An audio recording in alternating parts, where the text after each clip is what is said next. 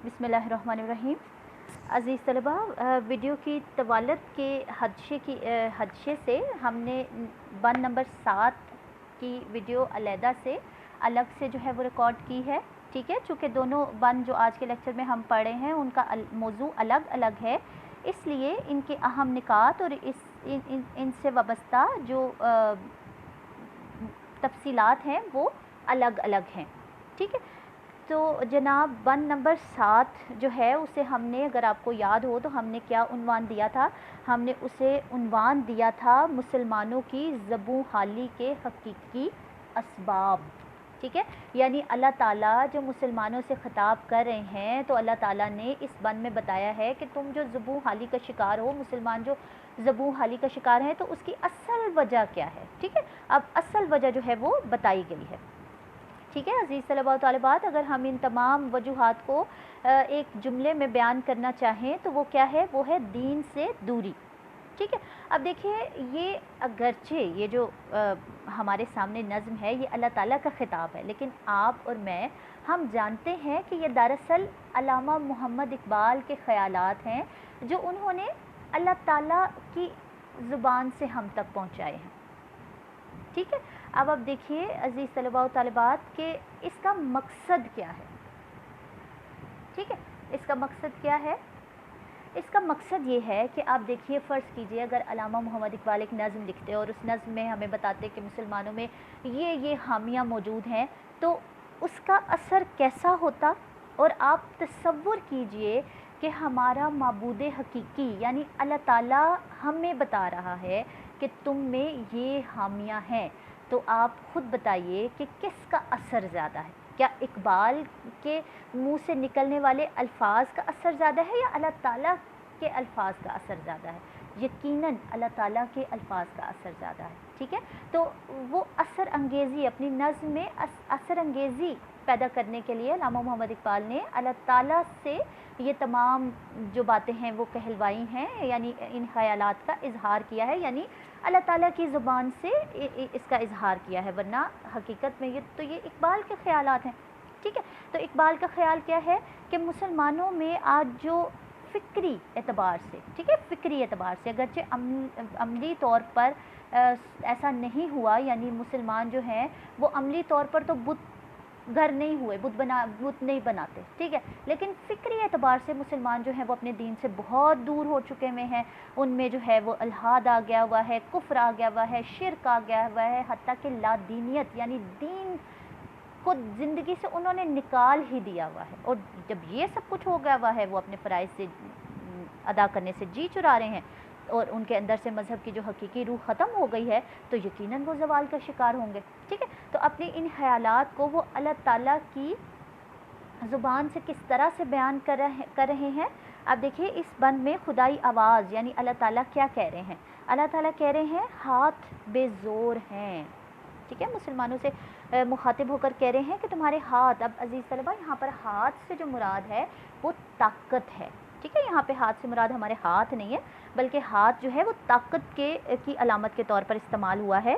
तो आप जानते हैं कि अल्लाह ताला ने मुसलमानों को अपनी ताकत मजबूत रखने का जो है वो हुक्म दिया है। अल्लाह ताला ने मुसलमानों को कहा कि अपने घोड़े तैयार रखो और दुश्मनों के दिलों पर अपना रोब जमाए रखो। ठीक है, सूरह अनफाल में आपको पता है कि ये जो मौजू है ये बयान होता है। तो अल्लाह ताला ने मुसलमानों को अपनी जमीयत यानी अपने आप को मुत्तहिद रखने के लिए कहा है, लेकिन अल्लाह ताला यहाँ कहते हैं कि तुम्हारी जमीयत कमज़ोर हो गई भी, तुम में ताकत नहीं रही, तुम फ़िक्री एतबार से तुम जो है वो कौम के एतबार से भी कमज़ोर कौम बन चुके हुए हो और तुम्हारे दिल में कुफ्र और इल्हाद भरा हुआ है। ठीक है अज़ीज़ तलबा, आप देखिए कि बज़ाहिर हम ऐसा नहीं सोचते कि हमारे दिलों में कुफ्र है, हमारे दिलों में इल्हाद है, लेकिन आप देखिए कि क्या हमारी ज़िंदगियाँ या क्या हमारी तालीमात, क्या हमारी जो मामूलात हैं, क्या वो दीन के मुताबिक हैं? आप जानते हैं कि यकीनन ऐसा नहीं। ठीक है, और आप ये भी जानते हैं कि हिंदुओं के साथ एक तवील अरसा रहने की वजह से हमारे अंदर बहुत से शिर्क और बहुत सी शगुन और बदशगुनियों का जो तसव्वुर है वो आ गया हुआ है। ठीक है, तो लेकिन इस्लाम तो इस चीज़ की इजाज़त नहीं देता। ठीक है, और इकबाल जो है वो कहते हैं कि चूँकि तुम پاکیزہ نہیں رہے، یعنی تمہارے اندر جو ہے وہ دین کی تعلیمات اپنی اصل حالت میں نہیں ہے، ان میں ملاوٹ ہو گئی ہوئی ہے، ان میں جو ہے وہ مادیت پرستی شامل ہو گئی ہوئی ہے، یہی وجہ ہے کہ آج تم ذبح حالی کا شکار ہو۔ ٹھیک ہے، اب دیکھیے آپ یہاں پہ آپ ذرا ایک آیت کا حوالہ اپنے پاس لکھ لیجئے، ٹھیک، سورہ نساء، ٹھیک، سورہ نساء کی آیت نمبر 139 139 میں اللہ تعالیٰ کہتے ہیں یہ ایسے لوگ ہیں جو مسلمانوں کے بجائے کافروں کو دوست بناتے ہیں، کیا یہ ان کے پاس عزت تلاش کرتے ہیں؟ پس عزت تو ساری اللہ کے لیے ہے۔ ٹھیک ہے، میں دوبارہ پڑھی ہوں، یہ ایسے لوگ ہیں جو مسلمانوں کے بجائے کافروں کو دوست بناتے ہیں، کیا یہ ان کے پاس عزت تلاش کرتے ہیں؟ پس عزت تو ساری اللہ کے لیے ہے۔ ٹھیک ہے، سورہ نساء آیت نمبر 139۔ ٹھیک، تو چونکہ مسلمان جو ہیں وہ انہوں نے اسلام کو رد کر کے دنیا کو آگے بڑھا دیا ہوا ہے، ٹھیک ہے، ان کے آدرش، ان کے آئیڈیل اسلام کے پیش کردہ آئیڈیلز نہیں ہیں، بلکہ معاشرے کے، سماج کے، کفار کے پیش کردہ آئیڈیلز ہیں۔ ٹھیک، تو یہی وجہ ہے کہ مسلمان جو ہیں وہ کیا ہیں، وہ کمزور ہو گئے ہوئے ہیں۔ اب آگے شاعر کہتے ہیں امتی باعث رسوائی پیغمبر ہیں، کہ تم جس پیغمبر کے نام پہ فریاد کر رہے ہو اور تم جس کا واسطہ دے کر دہائیاں دے رہے ہو اور تم جس پیغمبر کے حوالے سے کہہ رہے ہو کہ ہم تو اس پیغمبر کی امت ہیں، ہم تو آپ کے محبوب کی امت ہیں، تو تم تو میرے محبوب، اللہ تعالیٰ کہتے ہیں کہ تم تو میرے محبوب کی رسوائی کا باعث بن رہے ہو، تم اس کے لیے باعث فخر نہیں ہو، بلکہ تم اس کے لیے رسوائی کا باعث بن رہے ہو۔ اب امتی یعنی ہم نبی صلی اللہ علیہ وآلہ وسلم کے لیے رسوائی کا باعث کیسے ہیں؟ کہ شاعر کہتا ہے کہ کیا ہماری زندگیاں انہی تعلیمات پر مبنی ہے جن تعلیمات کا پرچار نبی صلی اللہ علیہ وآلہ وسلم نے کیا؟ آپ صلی اللہ علیہ وآلہ وسلم اسوہ حسنہ کے مالک تھے، کیا آج ہم اسوہ حسنہ رکھتے ہیں؟ کیا ہماری زندگیاں کسی کے لیے نمونہ بن سکتی ہیں؟ عزیز طلباء، آپ دیکھیے کہ ایک عام مسلمان کی زندگی کا اگر ہم مطالعہ کریں تو کیا اس سے کوئی متاثر ہو سکتا ہے؟ کیا کوئی غیر مسلم اس سے متاثر ہو کر اسلام میں شامل ہو سکتا ہے؟ آپ جانتے ہیں کہ ایسا بہت کم ہے، ٹھیک ہے، یعنی ایسا نہیں ہے کہ اسلام جو ہے وہ پھیل نہیں رہا یا دنیا میں اچھے لوگ موجود نہیں ہیں، مگر اکثریت، ہم اکثریت کی بات کریں ہیں، اکثریت جو ہے وہ بے عمل ہیں، ان کا کردار جو ہے وہ اس قابل نہیں کہ انہیں دیکھ کر دوسرے متاثر ہوں، ٹھیک ہے، تو اللہ تعالیٰ کہتے ہیں کہ تمہارے کردار کو دیکھ کر تو نبی صلی اللہ علیہ وسلم کی رسوائی ہوتی ہے۔ کفار ان پر الزام لگاتے ہیں، الزام تراشیاں کرتے ہیں کہ جس پیغمبر کی یہ بات کرتے ہیں ان کی زندگیوں میں تو اس کا کوئی عکس نظر نہیں آتا، ٹھیک ہے۔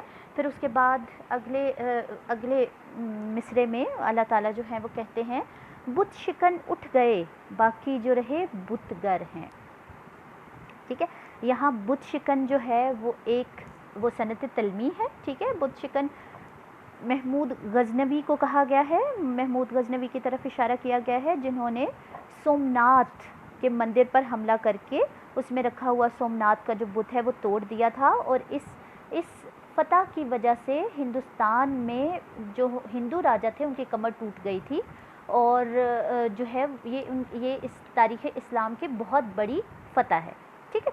اس حوالے سے محمود غزنوی کے لیے ایک اصطلاح استعمال ہوتی ہے اور وہ ہوتی ہے بت شکن، یعنی بتوں کو توڑنے والے، ٹھیک ہے، اور یہاں پہ اس سے مراد حضرت ابراہیم علیہ السلام بھی لیے جا سکتے ہیں، کیونکہ آپ جانتے ہیں کہ حضرت ابراہیم علیہ السلام نے بھی اپنی قوم کے جو بت تھے وہ توڑ دیے تھے، ٹھیک ہے۔ تو اللہ تعالیٰ کہتے ہیں بت شکن اٹھ گئے باقی جو رہے بت گر ہیں، کہ جو بت شکن تھے وہ تو چلے گئے، وہ تو دنیا سے جا چکے ہیں، اب جو مسلمان باقی ہیں وہ تو بت گر ہیں، وہ تو بت بنانے والے ہیں، وہ بت شکن نہیں ہیں، ٹھیک ہے۔ تھا ابراہیم پدر اور پسر آزر ہیں، ٹھیک۔ اب دیکھیے عزیز طلبہ، آپ جانتے ہیں کہ آزر جو ہے وہ حضرت ابراہیم علیہ السلام کے والد تھے، ٹھیک ہے، اور ابراہیم علیہ السلام ان کے بیٹے تھے، لیکن یہاں پہ جو مصرع ہے اس میں الٹ بات کی گئی ہے، ٹھیک ہے، یہاں پہ ابراہیم کو باپ کہا گیا ہے اور آزر کو بیٹا کہا گیا ہے، ٹھیک ہے۔ اب دیکھیے یہاں پہ ابراہیم سے مراد हमारे असलाफ हैं, हमारे बुज़ुर्ग हैं, ठीक है, मुजाहिदीन इस्लाम, गाज़ियान इस्लाम, खुलफ़ाए राशिदीन, नबी सल्लल्लाहु अलैहि वसल्लम, इन ये मुराद हैं, ठीक है। और आज़र से मुराद आज हम सब मुसलमान कौम हैं, ठीक है। अब ज़रा इसका जो हवाला है वो हम नज़्म शिकवा में तलाश करते हैं, ठीक है। अब नज़्म शिकवा में अल्लाह ताला से शिकवा करते हुए इकबाल ने कहा था, इकबाल ने एक सवाल पूछा था और कहा था, तुझको छोड़ा कि रसूल अरबी को छोड़ा, बुतगरी पेशा किया, बुत शिकनी को छोड़ा। यानी अल्लाह ताला बताइए, क्या हमने नबी सल्लल्लाहु अलैहि वसल्लम को छोड़ दिया था? क्या हमने बुतगरी का पेशा इख्तियार कर लिया था? क्या हमने बुत शिकनी छोड़ दी थी? यानी अल्लाह ताला, क्या हम बुत बनाने लगे थे? क्या हमने बुतों को तोड़ना छोड़ दिया था? ठीक है। तो ये जो हमारा जो शेर है, इसका जवाब अल्लाह ताला बड़ी खूबसूरती से देते हुए कहते हैं कि बेशक मुसलमान बुत शिकन थे, लेकिन वो बुत शिकन जा चुके हैं, वो उठ चुके हैं, वो दुनिया से चले गए हैं, ठीक है। और जो बाकी रह गए हैं वो बुतगर हैं, ठीक। अब आप देखिए कि क्या हम बुत बनाते हैं? आपका जवाब यकीनन होगा कि हम ऐसा नहीं करते, हम बुत नहीं बनाते। लेकिन अज़ीज़ तलबा, याद रखिए कि बुत का जो लफ्ज़ है वो एक अलामत है, ठीक है। हम असनाम यानी जो मुजस्समे हैं उनको हम बुत कहते हैं, लेकिन बुत का जो लफ्ज़ है वो दरअसल एक अलामत है जिसके मानी है रुकावट, ठीक है। तो हर वो चीज़ जो अल्लाह ताला तक पहुँचने में रुकावट बनती है वो बुत है। हाँ, वो हमारा कोई नज़रिया हो, हाँ वो हमारी कोई सोच हो, हमारी कोई फ़िक्र हो, हमारा तर्ज़ ज़िंदगी हो, ठीक है, वो सब कुछ जो है वो बुत कहलाएंगे, ठीक है।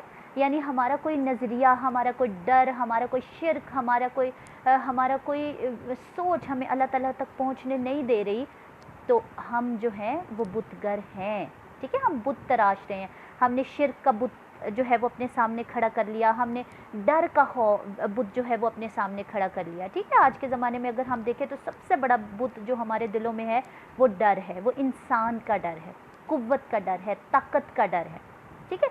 यानी हम किसी के साथ अच्छे तरीके से कब मिलते हैं कि हमें पता हो कि ये ताकतवर शख्स है, इससे अच्छे तरीके से मिलना है, ठीक है। हम उससे डरते हैं, उससे दबकर रहते हैं, और जो कमज़ोर है उसको खूब दबाते चले जाते हैं, ठीक है।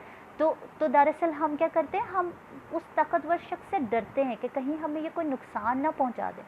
हालांकि आप जानते हैं कि नफ़ा और नुकसान तो सिर्फ अल्लाह ताला के इख्तियार में है, हम ऐसा नहीं कर सकते। यानी हम तो ये मुमकिन ही नहीं है कि हम ऐसा कर पाएँ, ठीक है। तो लेकिन हमने क्या किया है कि हमने ये बुत अपने दिलों में खड़ा कर लिया है, ठीक है। फिर हम जानते हैं कि अल्लाह ताला हमारी शरक से भी ज़्यादा हमारे करीब है, लेकिन जब हमने अल्लाह ताला से कुछ मांगना होता है तो हम वसीले तलाश करते रहते हैं, ये वसीला वो वसीला, ये ज़रिया वो ज़रिया, ठीक है।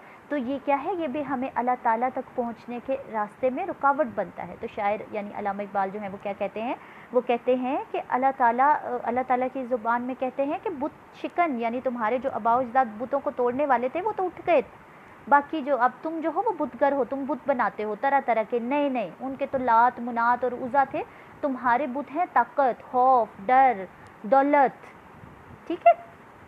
अब कहते था इब्राहीम पदर और पिसर आज़र हैं कि कदीम ज़माने में तारीख़ तो हमें ये बताती है कि इब्राहीम के वालिद बुत फरोश थे और बुतगर भी थे, यानी बुत बनाते भी थे और बुत बेचते भी थे, ठीक है। लेकिन अब तुम्हारी ये हालत है कि तुम्हारे आबाओ अजदाद तो बुत शिकन थे, यानी तुम्हारे आबाओ अजदाद ने तो बुतों को तोड़ा, लेकिन तुम बुतगर बन बैठ के हो, यानी तुम बुतों को बनाते हो, ठीक है। यानी तुमने अपने तर्ज़ अमल से जो सूरत हाल है वो उलट बना रखी है, ठीक है। तुमने सारा मामला ही उलट पलट कर दिया है, ठीक है। अजीज़ तलबा, यहाँ पे एक चीज़ आपने देखा होगा कि स्लाइड के बिल्कुल नीचे जो है वो एक सनत लिखी गई है, आपको बताया गया है कि ये जो सुर्ख रंग में मिसरा लिखा गया है ये सनत इतराद है, ठीक है। तो सनत इतराद क्या होती है, इसे अपने पास नोट कर लीजिए। जब किसी शेर में किसी की मदह यानी किसी की तारीफ़ या मज़म्मत या उसकी बुराई की जाए, यानी जब किसी शेर में किसी की तारीफ़ या किसी की बुराई की जाए और उसके नाम के साथ उसके बाप का भी नाम हो, तो उसे हम सनत इतराद कहते हैं, ठीक है। यानी जब शायर किसी शेर में کسی شخص کی برائی یا اچھائی بیان کرتا ہے اور اس کے ساتھ اس کے والد کا بھی ذکر کر دیتا ہے، اس کے والد کا نام بھی بیان کر دیتا ہے، تو اسے ہم صنعت اعتراض کہتے ہیں۔ جیسے اس مصرعے میں حضرت ابراہیم علیہ السلام اور ان کے والد حضرت ابراہیم علیہ السلام اور ان کے والد آزر کا جو ہے وہ ذکر کیا گیا ہے۔ ٹھیک ہے، اب آ جاتے ہیں ہم اگلے مصرعے کی طرف۔ اگلے مصرعے میں شاعر کہتا ہے بادہ آشام نئے، بادہ نیا ہم بھی نئے۔ ٹھیک ہے، بادہ کیا ہے؟ شراب، ٹھیک، آشام پینے والا، بادہ آشام شراب پینے والا، نئے یعنی تم شرابی جو ہیں وہ نئے ہیں، بادہ نیا شراب نہیں ہے، ہم بھی نئے ہیں، شراب رکھنے کے برتن بھی نئے ہیں، حرم کعبہ نیا، بت بھی نئے، تم بھی نئے۔ ٹھیک ہے، اب دیکھیے یہاں پہ شاعر جو ہے وہ کیا بیان کر رہا ہے۔ اب اس کا ایک حوالہ جو ہے وہ آپ نظم شکوہ میں دیکھیے۔ ٹھیک ہے، نظم شکوہ میں علامہ اقبال نے کہا تھا اللہ تعالیٰ سے مخاطب ہو کر، محفل کون و مقام میں سحر و شام پھرے، سحر و شام پھرے، محفل کون و مقام میں سحر و شام پھرے یعنی صبح و شام ہم دنیا میں پھرے، میں توحید یعنی توحید کی شراب کو لے کر صفت جام پھرے۔